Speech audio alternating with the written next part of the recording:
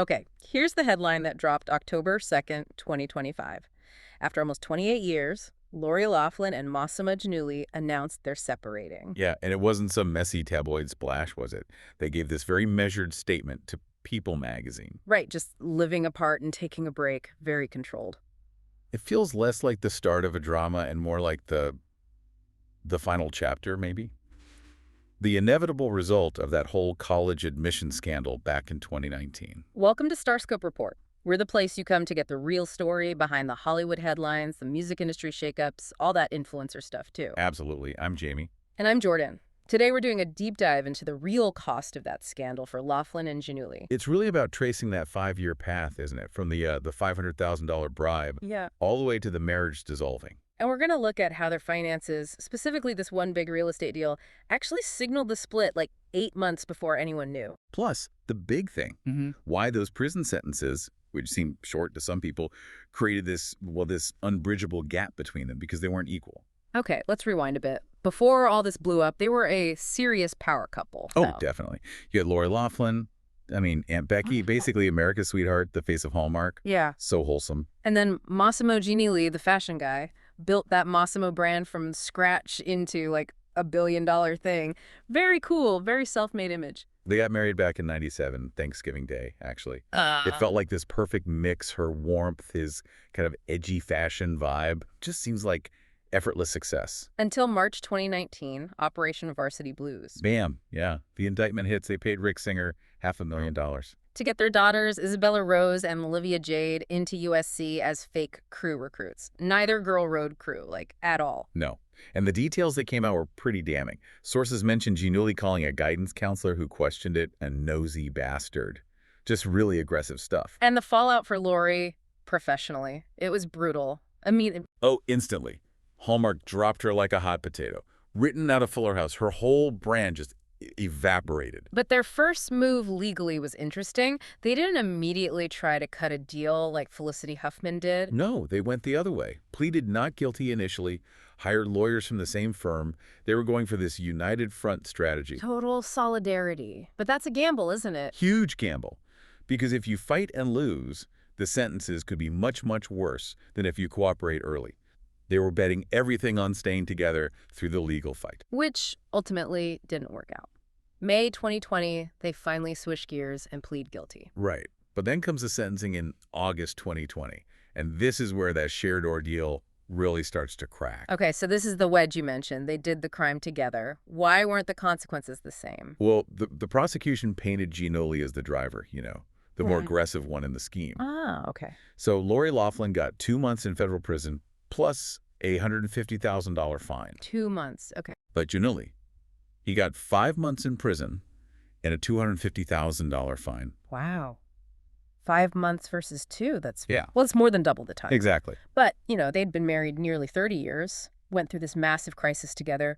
Wouldn't facing prison, even different amounts, maybe make them closer? Why would 3 extra months break them? That's the really interesting psychological part, I think. When they were fighting the case, it was shared risk, right? Yeah. Them against the world. But the sentencing changed it to individual debt. Individual debt, I see. They paid for the same crime, but they didn't pay the same price. Giannulli served significantly more time, and the sources suggest that difference just festered. It created resentment. So the shared experience wasn't really shared in the end? Not in terms of the actual punishment, no. One person clearly carried a heavier burden, legally speaking, and that seems to have fractured their ability to kind of heal together afterwards. Which makes sense when you look at what happened after they got out. Their paths just went in totally different directions. Completely different. Lori gets released in December 2020, and she starts this very careful, very public comeback effort. A redemption tour, basically. Pretty much. Yeah. First, it was that gentle step back in December 2021, playing her old character Abigail Stanton, but on a different network, Great American Family, testing the waters. Kind of dipping her toe back in. Exactly.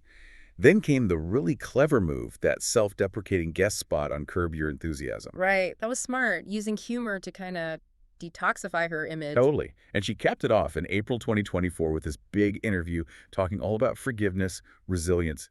She even quoted Chumbawamba. She did. Get out. Yeah. I get knocked down, but I get up again. She was actively building this narrative of survival, of coming back. Okay, so that's Lori. What about Mossimo? He gets out in April 2021. And just silence, almost complete public silence. No interviews, no trying to get back into fashion. He basically retreated from public view entirely. So while she's out there actively trying to rebuild her public persona, He's just gone, from a narrative standpoint anyway. Yeah. And that void, that silence from him, it kind of let Lori's story dominate. They weren't a team anymore in how they were facing the aftermath. They were on totally separate tracks. and you can't forget the daughters in all this, Isabel and Olivia Jade. The whole thing started because of them. Right. And apparently the sisters felt like their mom really took the brunt of the public backlash, like she had to carry it all on her back. Olivia Jade, especially being the influencer, she talked about it publicly. Yeah, on Red Table Talk. It was pretty raw. She admitted she didn't even see what was wrong with it at first. Wow. And then had this painful realization, her words, that she was the poster child of white privilege. So their whole family dynamic, their recovery, it all adds layers to why the marriage might have struggled. Okay, so let's shift to the final stage, the actual split. And with a couple this wealthy, worth maybe $70–80 million combined, you look at the money, right? Yeah. Specifically the real estate. Always. With high net worth people, big life changes often show up in property deals first. It's like reading tea leaves, but with mansions. So what were the signs? Well, the first big move was symbolic. July 2020, right after they pleaded guilty, they sold their massive Bel Air mansion, got $18.75 million for it. That felt like closing the door on their old life. Okay, end of an era. Then, August 2020, around sentencing time, they buy this huge place in Hidden Hills, 11,800 square feet, modern farmhouse style, for $9.5 million. Trying for a fresh start, a refuge. That seemed to be the idea. A private place to heal, maybe rebuild, but that didn't last. Yeah. The real clue, the thing that predicted this 2025 separation announcement, happened way back in February 2025. What was that? That Hidden Hills refuge. It went back on the market, listed for $16.5 million. Whoa. So they listed the house they bought to rebuild in 8 months before announcing the separation? Exactly. That wasn't just selling a house. That was a major financial step towards separating their assets, liquidating the primary joint home. It tells you the decision was likely made, or at least in motion, long before they told the public. That's the telltale sign right there. They were already untangling things financially. Precisely. The public statement was the confirmation, but the financial moves started much earlier. And they still have other assets to deal with, like that $13 million vacation place in Coachella Valley. The official split is announced, but the dividing up probably isn't totally done. So when you put it all together, this separation really feels like the slow, inevitable fallout from that original crime. That united front was just legal strategy. It wasn't built to last through the unequal consequences. I think that's right. The difference in prison time seems to have created this fundamental imbalance, this wound in the relationship that couldn't really be fixed, especially when they chose such different ways of dealing with the aftermath.